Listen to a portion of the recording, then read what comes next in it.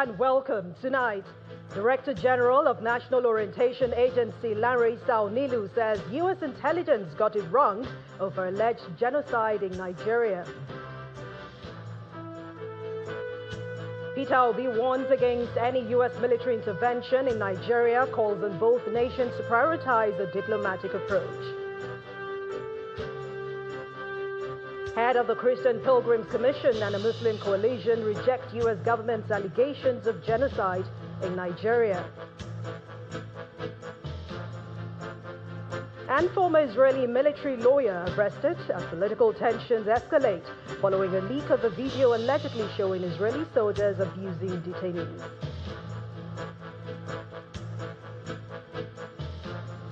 On business news tonight, Nigeria's private sector output hits a 6-month high despite ongoing power shortages, according to the latest PMI report by Stanbic IBTC.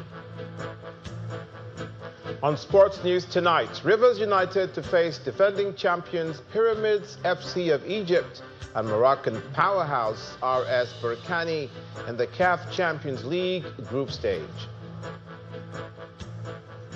And from the nation's capital, protests rock national headquarters of the People's Democratic Party as Abdurrahman Mohammed assumes office as acting national chairman.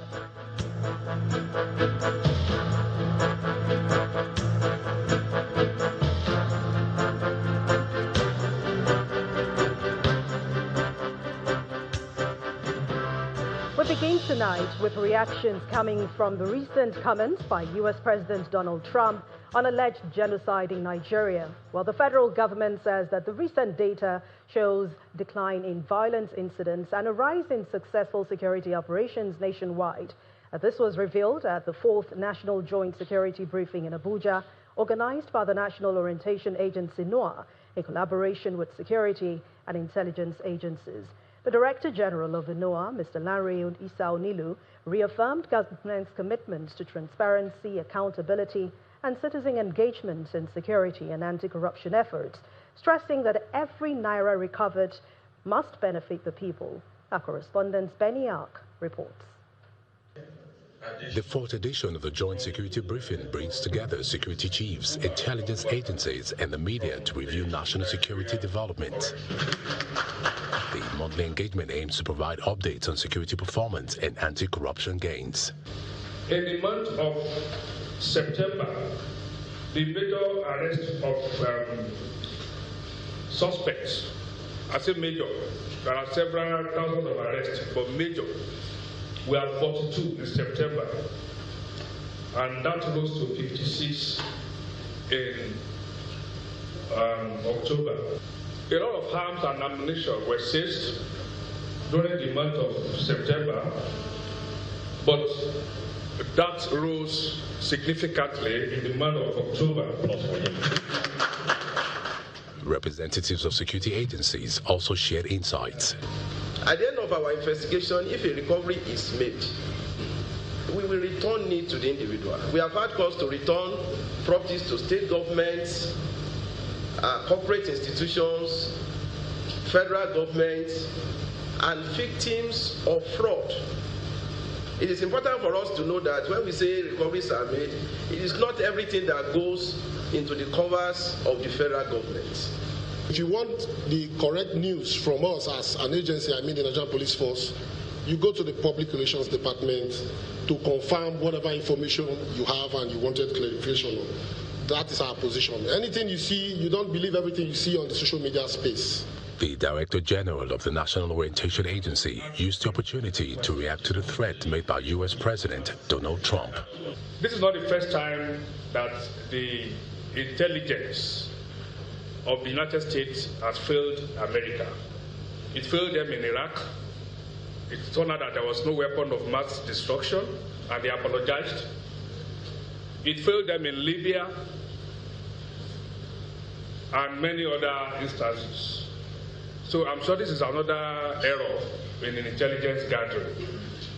But beyond that, we all are Nigerians, I suppose, and we know that there are killings in Nigeria, and there are killings that should not happen.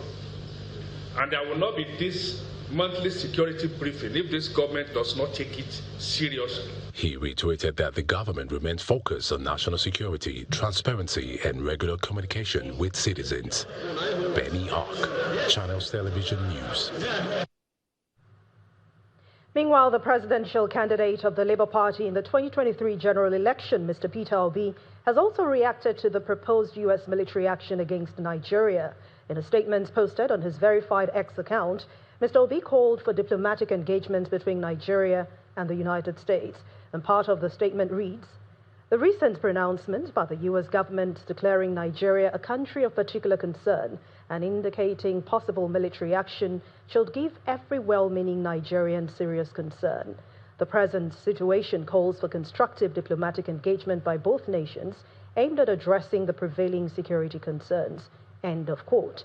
He described the current security situation in Nigeria as unprecedented, noting that more than 10,000 Nigerians have been killed since May 2023, and citing figures from Amnesty International, while acknowledging that insecurity did not begin under the current administration.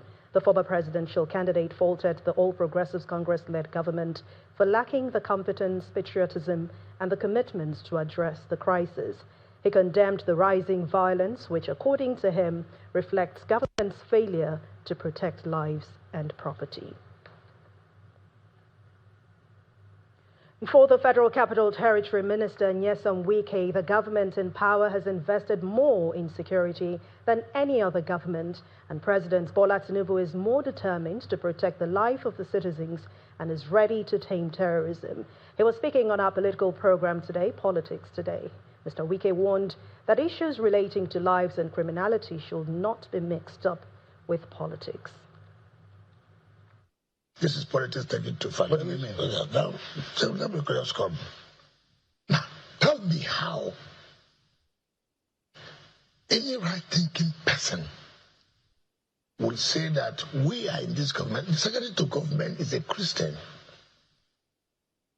We sit in a government that will support the killings of our own people. That's why I say politics taking too far. It's unfortunate. All I tell people is that nobody will be happy for the death of anybody, whether a Christian or a Muslim. Not the president I know. Not this president I know. I'm not talking about even the government now. It is not possible. Not to come as an individual, not this president I know, whose wife is a senior pastor, will shut his eyes and will not do anything that a particular religion is being eliminated? Certainly not. In fact, as I speak to you, I don't know any government that has put in resources in taming terrorism as far as this government is concerned. I have said severally, and I want to say this clearly.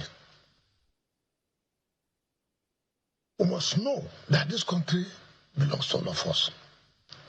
We must know the existence of this country is for our own interest. What is the problem? I don't know where the Trump administration is getting the information. I don't want to.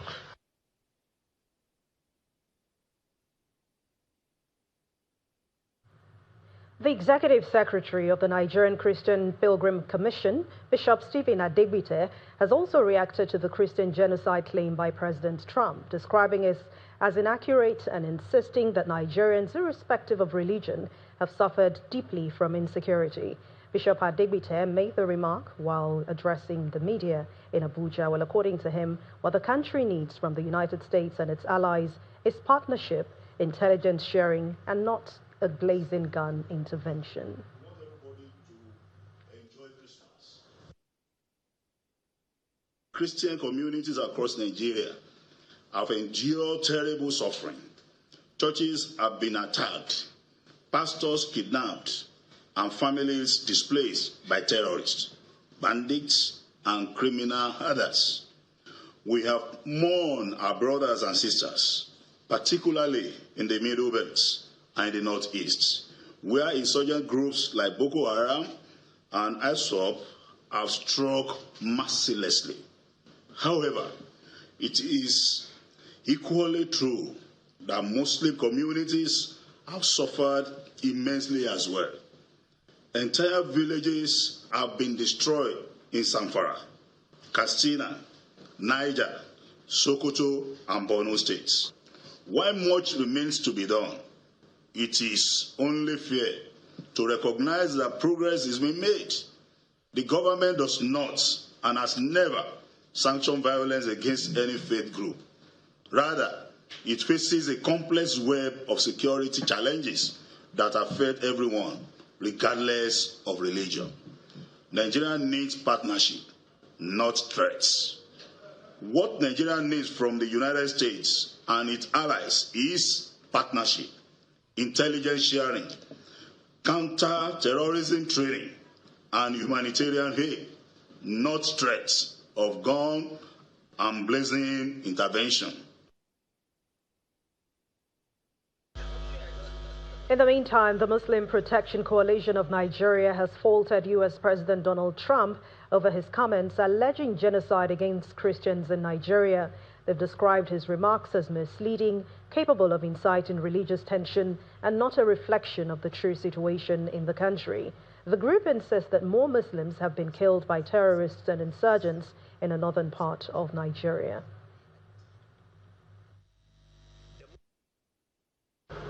Unacceptable and baseless accusation aimed at showing division and targeting religious conflicts between Muslim and Christian in our peaceful nation, Nigeria.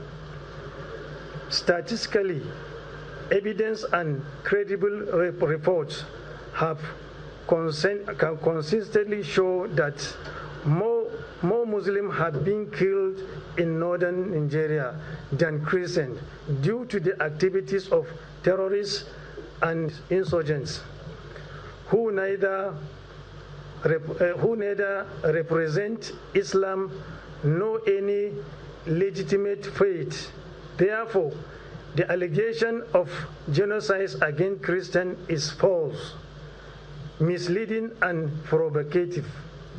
We therefore call on Mr. Trump to immediately draw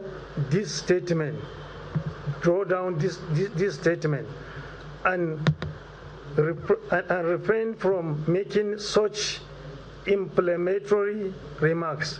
He should also desist from encouraging any form of military intervention of extremal aggression against Muslim or Islamic scholars. And reactions to President Donald Trump's threat to send troops to Nigeria, and not just coming from within the country, as the CEO, Nigerians in Diaspora Chamber of Commerce, Patience Key, has also commented on that matter. In a telephone conversation with our Washington correspondent, Maria Bird, Ms. Key says that the United States has no right to invade the most populous black nation for any reason. And this, she says, is the reasoning of many Nigerians who live in the United States. I think it's not the business of the United States to want to fight a battle that they don't know about or they are not sure about. United States have so many times said that Nigeria is their best trade ally. But when you talk about trade and investments, it's not mutual, because I don't see mutuality between the relationship that Nigeria and the U.S. has in terms of commerce. Nigeria is a sovereign state. Nigeria is a sovereign nation. So United States can just whip up and decide to go fight a battle for a country that have not invited them. It is true that Christians, there's been religious war in Nigeria in the past. Right now, we cannot call it a religious war because both Muslims and Christians, are being killed alike by the Boko Haram, the kidnappers, and all that. So I will call that the failure of governance, failure of the government, not religion, not Muslims just wanting to kill Christians or whatever. Yes, in the past, years back, experience a religious war. But what we're experiencing right now in Nigeria is not per se a religious war, because in the northern part, Muslim, Fulani, and all that are being killed. Christians are being killed. So it's not a religious war. We believe that USA is overstepping their bounds. In part two, after the break, Coordinating Minister of Health and Social Welfare Mohammed Ali Pate says the current administration's health reforms are attracting increased interest from Chinese investors in the sector. Please join us again.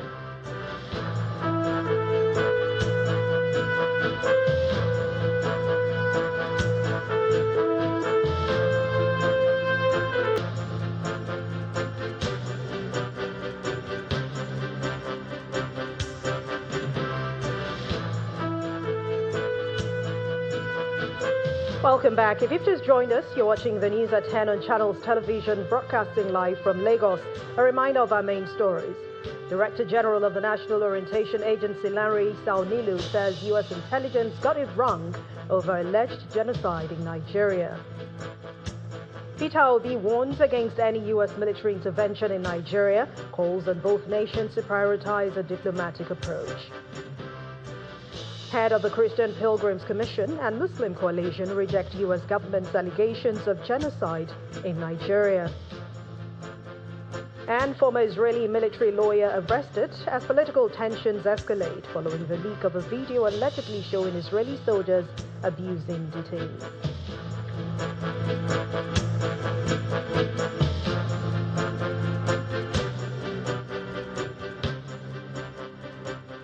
The Coordinating Minister of Health and Social Welfare, Professor Mohammed Ali Pate, says the macroeconomic and health sector reforms in President Bola Tinubu's administration has created a platform for Chinese investors to localize their manufacturing in-country after years of challenging policies and the ease of doing business limitation. Professor Pate stated this while addressing a high-level forum at the China-Africa Health Cooperation Forum at the China-Europe International Business School in Beijing, China. And according to him, many investors present have established verifiable next steps with him and his team to enter the Nigerian market.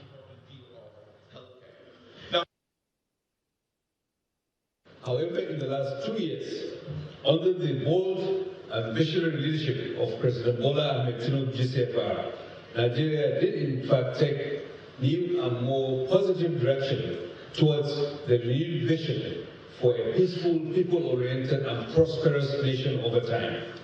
At the macro level, major structural changes in Nigeria's economy are being tackled successfully. Wasteful petroleum subsidies have been eliminated. Inefficient monetary policies have been rectified. Our power sector is being addressed through various sectoral reforms. Political autonomy for our local governments is being advanced gradually. We've streamlined our tax laws to improve government revenues and are set to take effect very soon. Measures to improve the ease of doing business are gradually succeeding, including our regulatory frameworks. The difficult issues of financial crimes and corruption are also being addressed. The results of these reforms are beginning to show in the enhanced government revenues, in lower inflation, in the positive economic growth that is beginning to tick up, and overall improvement in our investment climate. For the health sector, this means the increasing revenues of our government can be channeled towards investing in health and the well-being of our population.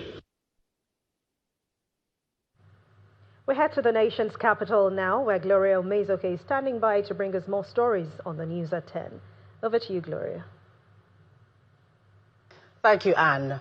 Well, here in the nation's capital, there was heavy security presence at the headquarters of the People's Democratic Party, PDP, as the acting chairman of the Samuel Anyanwu-led National Working Committee of the party, Mr. Abdurrahman Mohammed, resumes office. Mr. Mohammed arrived at the party's national headquarters in the company of supporters who continuously chants the slogan of the party in support of his assumption to office. Mr. Mohammed was declared acting national chairman of the PDP on Saturday after the party was hit by suspensions and counter-suspensions of key principal officers of the PDP. Armed policemen and private security guards are visibly present as supporters of the Samuel Anyanwu-led National Working Committee arrive the National Secretariat of the party in company of the acting national chairman, Mr. Abdurrahman Mohammed.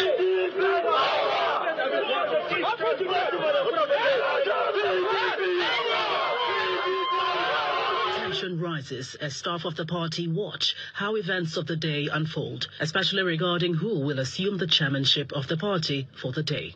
On Saturday, 2 national working committees emerged with the party's national chairman, Mr. Umar Damagum, leading one group, while the national secretary of the party led another group. Both groups had also announced suspension and replacement of principal officers, and this has led to tension around the secretariat, especially as national leaders of the party are expected in the office. Amidst the suspense, the acting national chairman, Mr. Abdurrahman Mohammed, arrives, and he is chaired by his supporters, who continuously chants the party's slogan as he makes his way into the premises.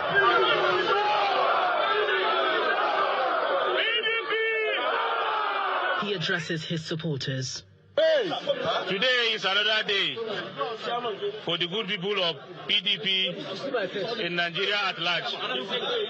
No, don't worry. You can see each and every one is happy here today for having a new leadership in PDP. That's true. And I'm here as an acting national chairman of our great party, PDP. Mr. Mohammed then proceeds to take his seat at the office of the PDP national chairman, where he addressed journalists. Under my leadership as acting national chairman of our great party, I will do everything possible to make sure that we bring each and every one to discuss and understand why it's very important to put our hands together for the progress of this our great party and Nigeria at large. It's not a time for blaming each other. It's a time for all of us to come together for the progress of this party. Outside the hall, more security operatives arrive and they chase people out of the premises.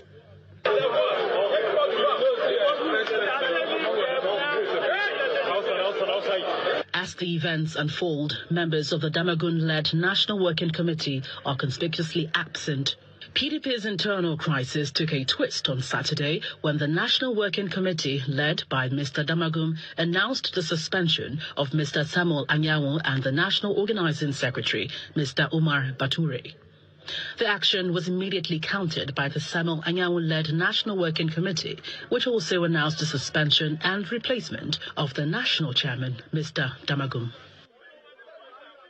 The lawmaker representing Kogi Central District, Senator Natasha Akpoti-Uduaghan, has built 12 blocks of classrooms for primary and secondary schools in the Fulani settlement in Osara community in Okene local government area to mark her second year as a lawmaker. Along with a staff quarters, the school building forms part of developmental projects executed and commissioned in Kogi Central to bring dividends of democracy closer to her constituents. From Ganaja to Adoko communities in Ajakuta local government area, to Osara and Okohanatu in Okene, to Abangede and Okaitu in Okehi local government area, Senator Natasha Akpoti-Uduaghan commissions people-centered projects.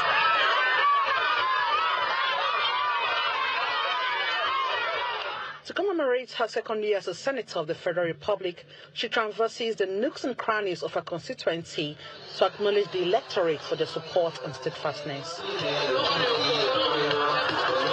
Flagging off the 3-day event, the senator commissions streetlights, water projects, road networks and markets. These are the projects initiated by the lawmaker. In the name of God and the good people of Nigeria, amen. Commissioning blocks of classrooms and staff quarters for this Fulani settlement in Osara, Senator Akpoti-Uduaghan emphasizes inclusivity in governance. We have commissioned many projects. A few are quite novel, but the one that is most endearing to my heart, like you rightly said, is the primary and secondary school in the Fulani community of Osara Abobo. And I had to do that to grow the spirit of inclusivity and integration, and to let myself and other leaders know that if you have people who are from diverse ethnic groups living in your district or your state, it is your duty as a leader to provide for their needs and make them feel like they belong. The high point of the anniversary celebration is the empowerment of 2,000 indigent constituents.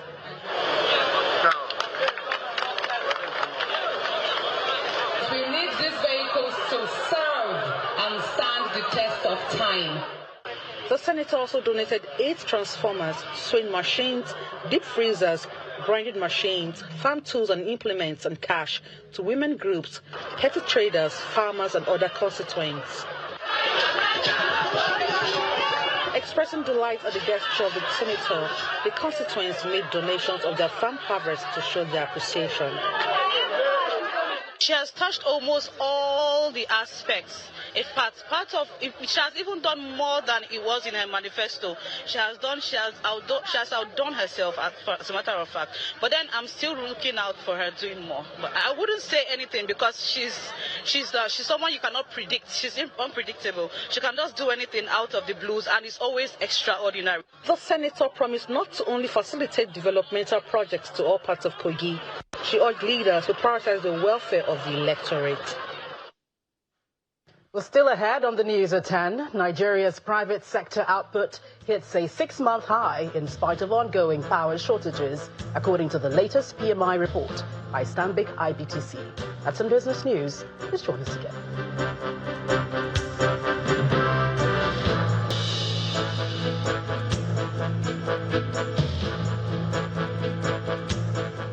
Welcome back to company news. Opay Digital Services Nigeria has reiterated its dedication to supporting young Nigerians through its corporate social responsibility programs.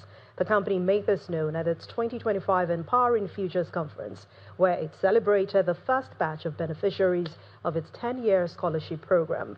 At the milestone event, Opay Nigeria also initiated its Cyber Labs project in conjunction with the University of Calabar. But I never knew you were the someone waiting for me. It's an evening of serenity and celebration as academics and students from around the country, celebrities, and management staff of Opay Digital Services Nigeria gather in Lagos for the Opay 2025 Empowering Futures Conference.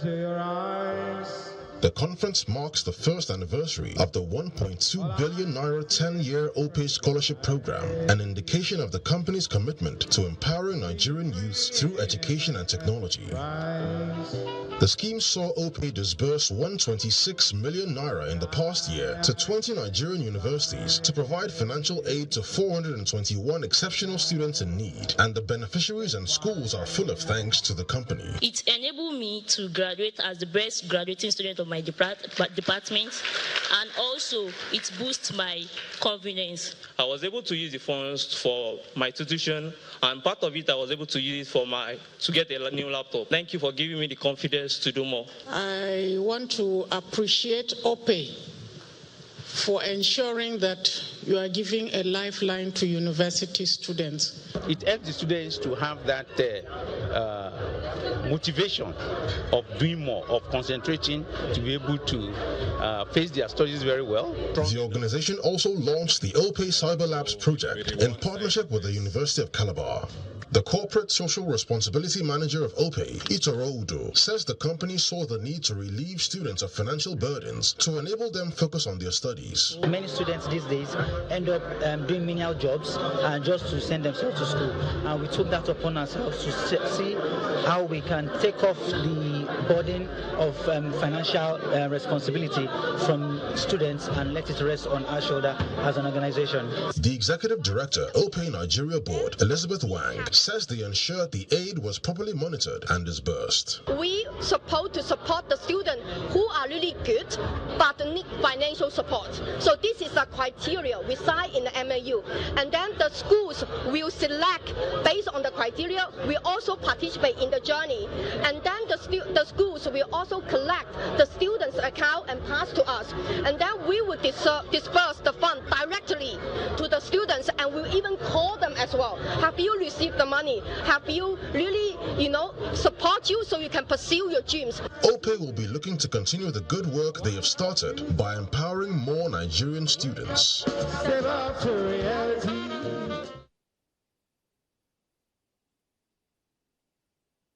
We have more stories for you from the world of business with Joke Rogers.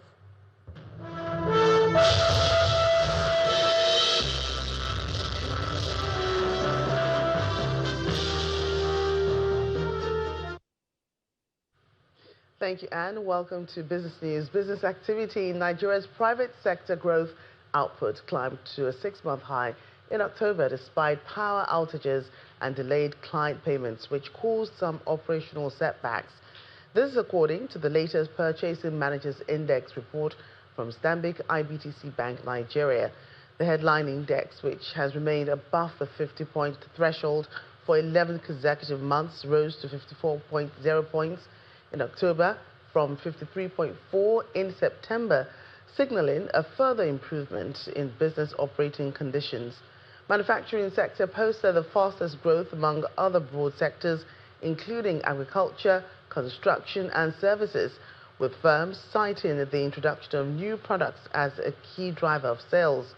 However, business confidence slipped for the 4th straight month in October to its lowest level since May.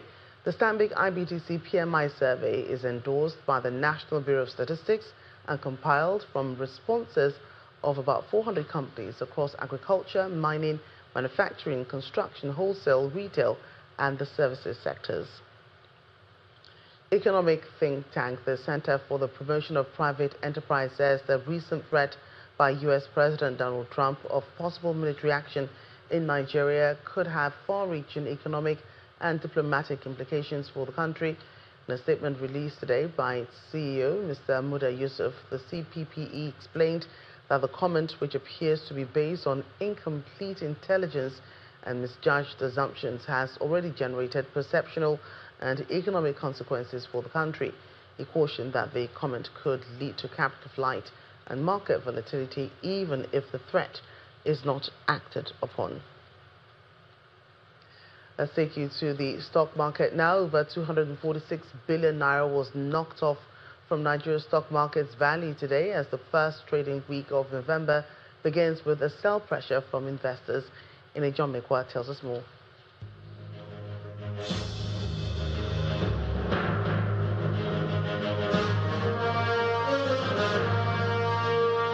Good evening, everyone. Welcome to the Stock Market Report. Well, it's a new month, but the trend from last week continues as we see the NGX today closing in the red, shedding 234 million naira, bringing the market cap to 97.58 trillion naira and losing the 154,000 level, which we had even at intraday today. So at the close of trade, it's 153,739, and the all share is down 0.25%, mostly because of Aradel today. Aradel, which we know has been moving the market in many of the sessions in the month of October, continues even this month of November. Today it closes at 710 naira after it lost 72 naira from each of its stock. Profit taking is the name of the game around Aradel at this time. Let's look at the sectors now. Banking is back to the red. It was just a momentary green that we saw sometime last week. So today it's closing down 0.22%.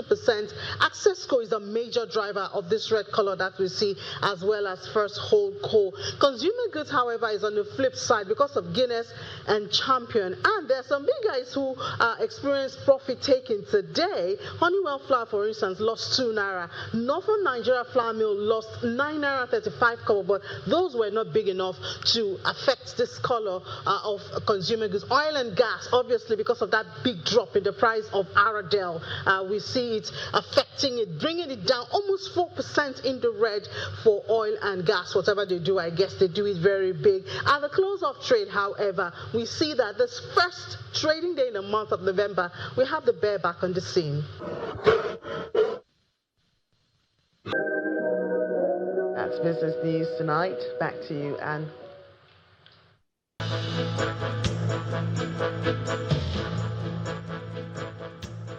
Welcome back. On the foreign scene, the former top lawyer of the Israeli military has been arrested as a political showdown deepens over the leaking of a video that allegedly showed severe abuse of a Palestinian detainee by Israeli soldiers.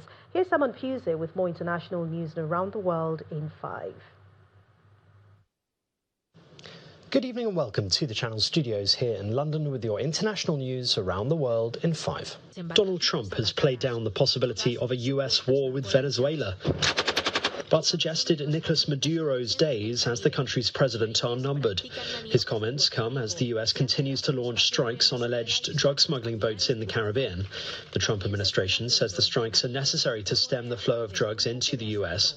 Trump rejected suggestions that the US action was not about stopping narcotics, but aiming at ousting Maduro, a longtime Trump opponent, saying it was about many things. At least 64 people have been killed by US strikes in the Caribbean and Eastern Pacific since early September. At least 20 people have died after an earthquake struck northern Afghanistan, with the toll expected to rise as rescue efforts continue. Hundreds have been left injured. The earthquake struck near Mazar-e-Sharif, one of the country's largest cities that is home to around 500,000 people.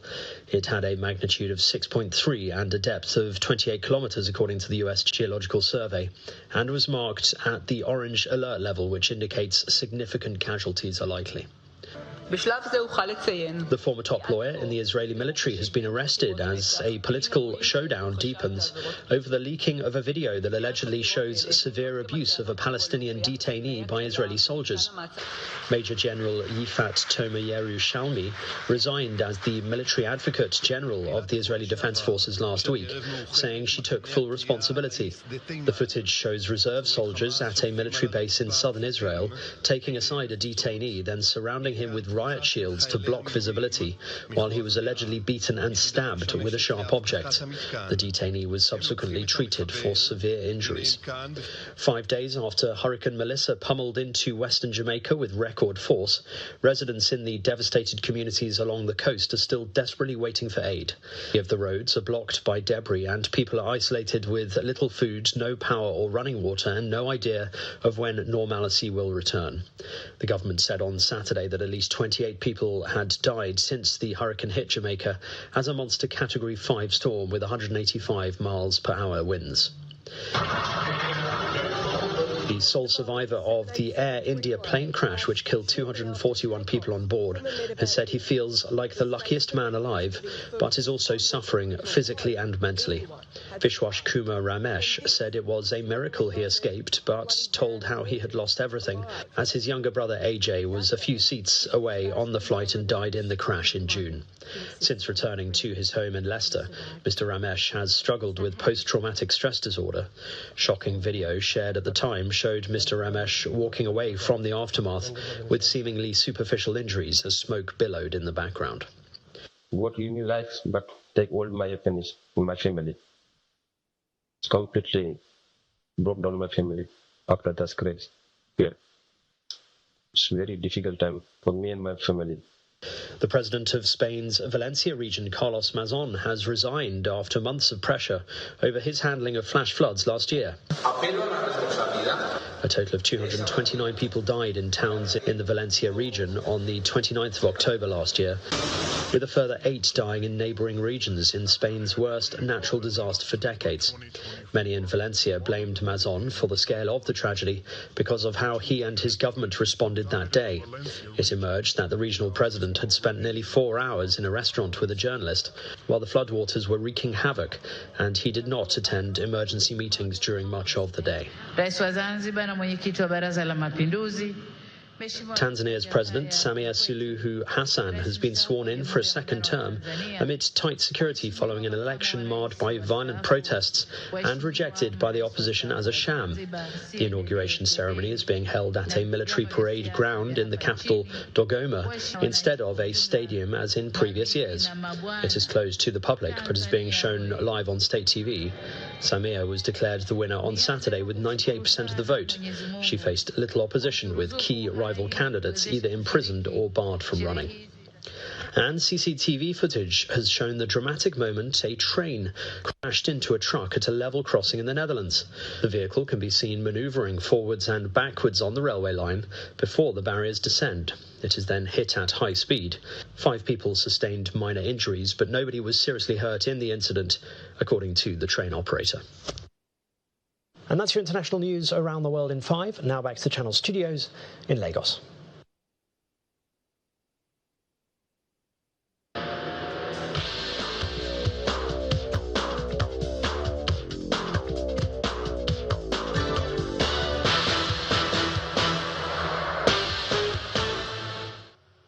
Welcome to Sports News. Nigeria's sole representative in the CAF Champions League, Rivers United, faced a tough test in the group phase of the 2025-2026 season.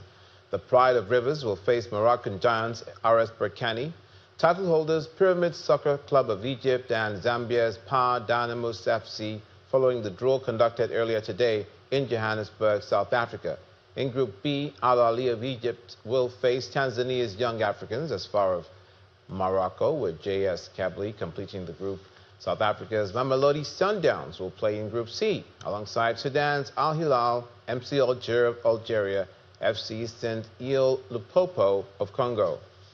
In tennis, Alina Rybakina has ended her losing streak against Wimbledon champion Iga Swiatek earlier today as well, to close in on a spot in the knockout stage of the WTA Finals.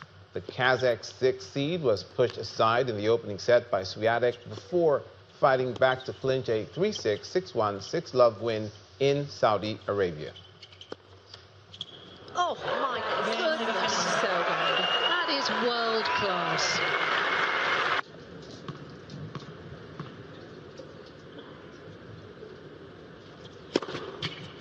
Game. Suitable finish. To a match that Elena Rybakina just seized control of. After losing the first set, she came storming back with 12 of the next 13 games to blow Iga Swiatek away in that match. So good from Elena Rybakina. And she's in a very good place now to book her place in the semi-finals in Riyadh. Also in tennis, this time for the men, the Italian Federation has confirmed 7-time champion Novak Djokovic, who has been out of action for 3 weeks, will compete in next week's ATP Finals in Turin. After his defeat in the semi-finals of the Shanghai Masters 1000 against Valentin Vajero on October the 11th, the 38-year-old skipped the Paris Masters, which ends on Sunday. The ATP Finals is the traditional season closer, bringing together the 8 best players of the year.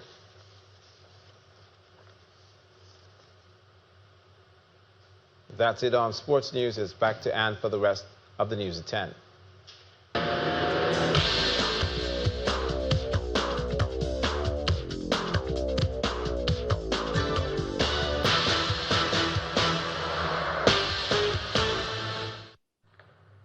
Thank you, Olumide. And the main news again. Director General of the National Orientation Agency, Larry Isao Nilu, says U.S. intelligence got it wrong over alleged genocide in Nigeria. And Mr. Peter Obi warns against any U.S. military intervention in Nigeria, calls on both nations to prioritize a diplomatic approach. And that's the news at 10 for tonight. Thank you so much for watching. I'm Anne Mwawado. Good night, and please stay safe.